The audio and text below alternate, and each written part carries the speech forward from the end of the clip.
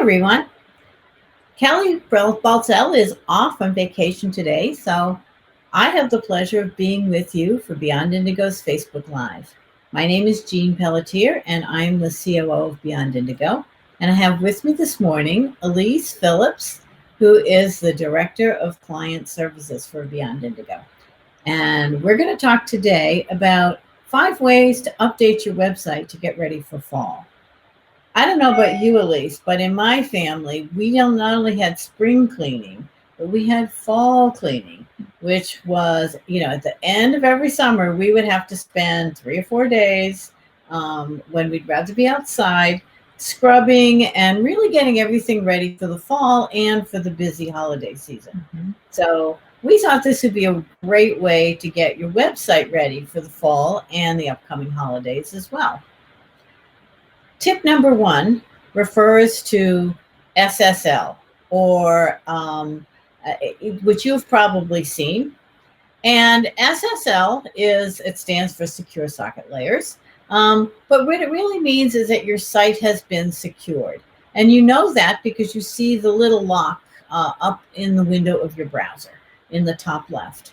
And each browser, it might look a little bit differently, but it's always there. And Google has been talking about SSL for a while now and uses it not only to secure data on a site, but also as a trust signal that you are keeping your site secure. It helps you with your website rankings, and increasingly, and probably starting exclusively in 2021, you need to have your site secured in order for it to get seen. You probably have been surfing the web at some point and tried to go to a website and gotten a notice that that site was unsafe. Without SSL, that will be a much more common occurrence in the days to come. So, but most people are able to see that little lock. And most of the time, when you type in SSL, you'll see up here in my browser window bar that I've typed in HTTPS, and that's the signal for a secure site. So when I type that in, I'm going to go right to Beyond Indigo Pets with the lock. But one thing that you should also check out is that people sometimes get to your site in other ways. So in the next window, for example, all I've done is type in the words Beyond Indigo Pet, which a lot of people do. They might know your URL, and they just go ahead and type that in. And when I do that, again, my site is set up so that it also goes to the SSL. What if somebody has an old link and they've got HTTP, which was the old way to go into a site without security? Maybe they've bookmarked your page. You want them to see the secure page as well. And there we go.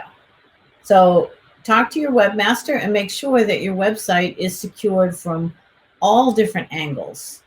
And while I'm talking about that, I'll also mention that if you have a second domain, in this case, in addition to Beyond Indigo Pets, we have beyondindigo.com.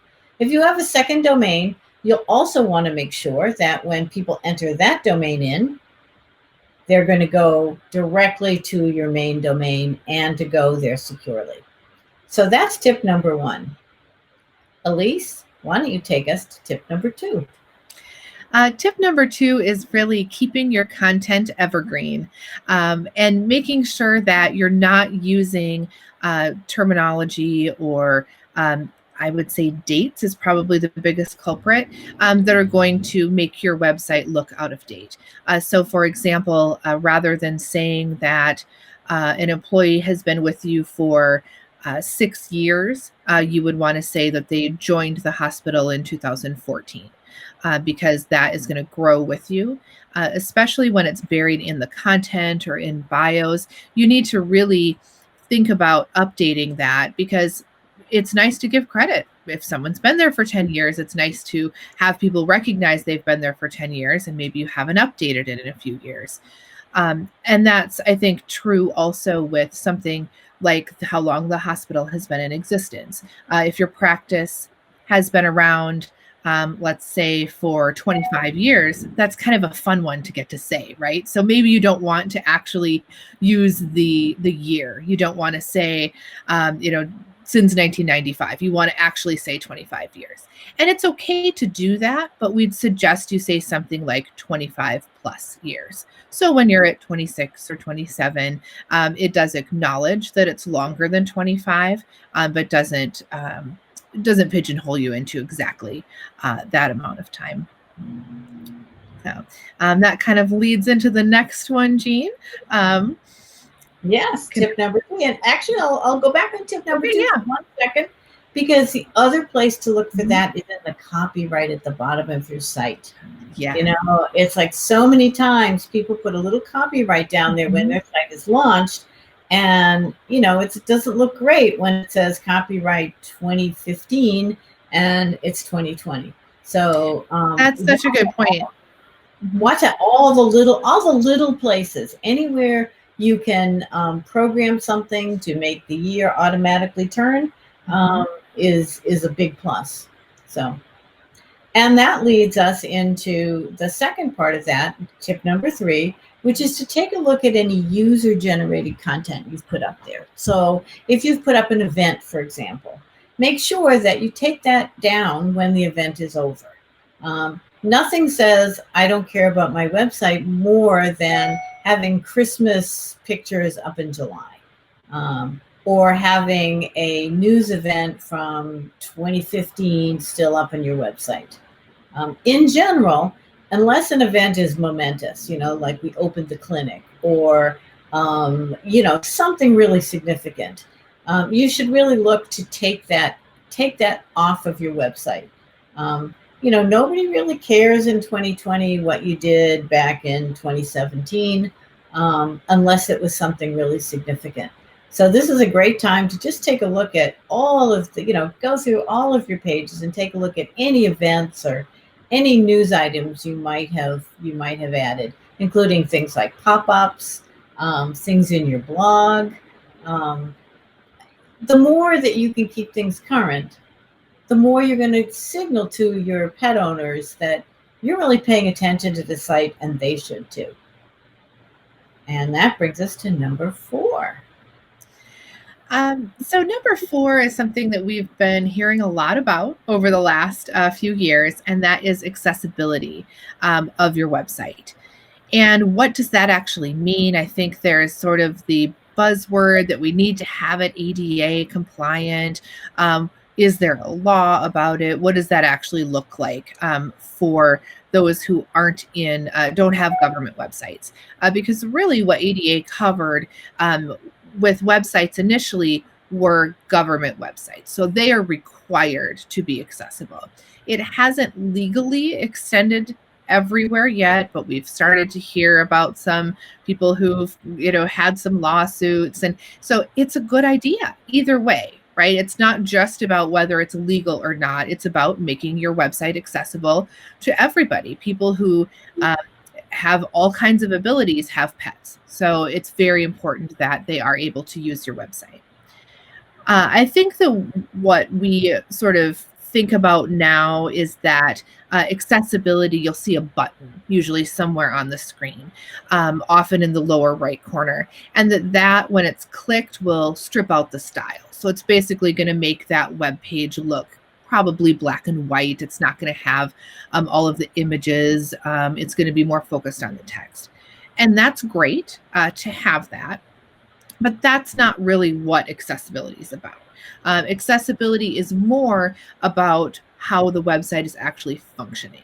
That button tells people that it is accessible. That's good. It's good for messaging to let them know. But you really want to focus when you're looking at your website on the contrast between the background and any text that's on it. So if you were, let's say, to have maybe a white text and a light background, there's not enough contrast that someone who has any vision disabilities would be able to see that. And you also want to make sure size of font, things like that are pretty, I think, obvious to be able to pick out.